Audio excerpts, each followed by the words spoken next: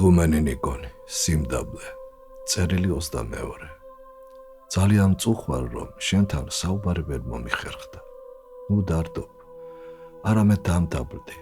ყველას საკმარისად გვაქვს საკუთარ თავზე დიდი წარმოდგენა და ყველანი საკუთარ თავზე ვამყარებთ სასუებას. საჭიროა, რომ ძალიან ბევრჯერ ჩავარდეთ ტალახში, რათა შევიცნოთ საკუთარი შეზღუდულობა. ღვთისგან მუდმივი შეწევნის აუცილებლობა. თუ სულის ყველა ძალა დაცემით არის შეყრდნილი, მაშინ განსაკუთრებით ძლიერადაა წამყვდარი საკუთარი პიროვნების, საკუთარი მეს აღქმა. როგორც ღვთის ხატება, მოწოდებული გახდეს ღვთის შვილი, სამღვთოისა მისა ზიარდა ბუნებისა, კაცი მართლაც რომ უზარმაზარი ღირებულებაა, მთელ სამყაროზე უძვირფასესი.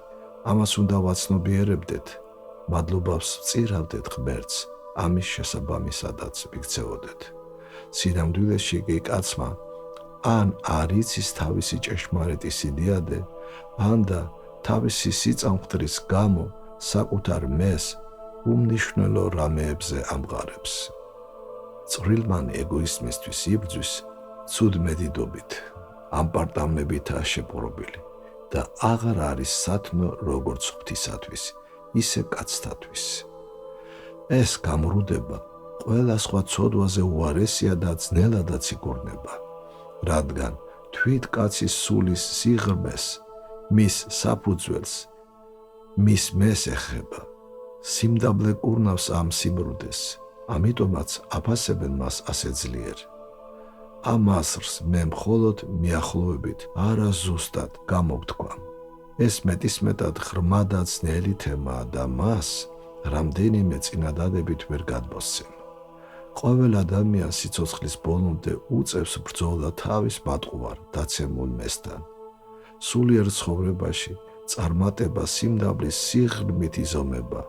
აუცილებელია თვითონ კაცის განუწყვეტელი ბრძოლა სიმდაბლის მოსაპოვებლად და ღვთის დიდი შეწევნა. ღვთის შეწევნის გარეშე თვითონ ადამიანი სიმდაბლეს ვერასდროს მოიპოვებს.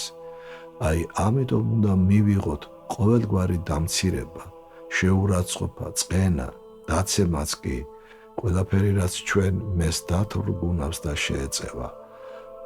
არა რტვინვით და შფოთვით, არამედ მადლიერებით. ისე როგორც თვით ღვთის ხელიდან მომავალი, ასე არის კიდევაც. ასეთი ქცევის შემთხვევაშიც კი კაცი სიკვდილამდე ვერ განთავისუფლდება მაღლად ბრძნობისა და ცუდმედიდობისაგან. სიმდაბლის გარეშე კი ადამიანი ვერ შეძლებს საკუთარი თავისათვის ზიანის მიყენების გარეშე მიიღოს ღვთის რაიმე ნიჭები.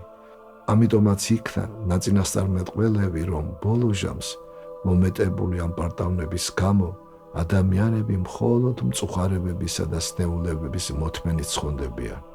სულიერი მიღწევები კი წაერთმევათ.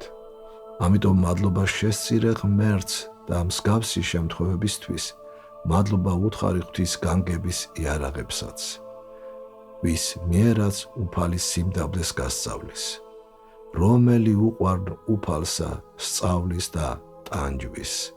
გამოცდილებით ისწავლე ქრისტიანობის ჭეშმარიტებები. კარგ ნიშნებს თუ გამოეკიდები. აკადემიაში ამ უფროსების ხელმძღვანელობის ქვეშ არ დაგტოვებენ, თუმცა ყველაფერი უფლის ხელთაა.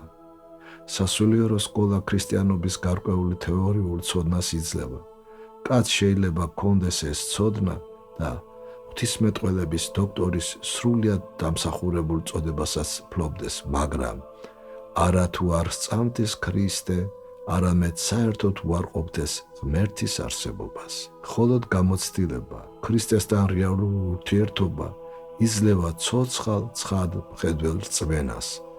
ამ რწმენის შეძენა მრავალი მწუხარებით, განსაცდელით, დაცემითა და აღდგომით ხდება, რომლებიც ჯერ სიმდაბლემდე მიგვიწვევიან, მერე კი სულიერ ნიჭებამდეც.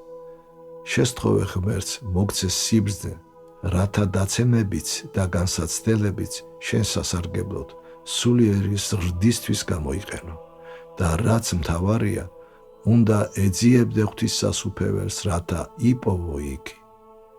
უფალი შეგეწიოთ, მანვე დაგიცვათ და თავისი გზით გაგიცხვეთ საუკუნო ცხოვრებისაკენ.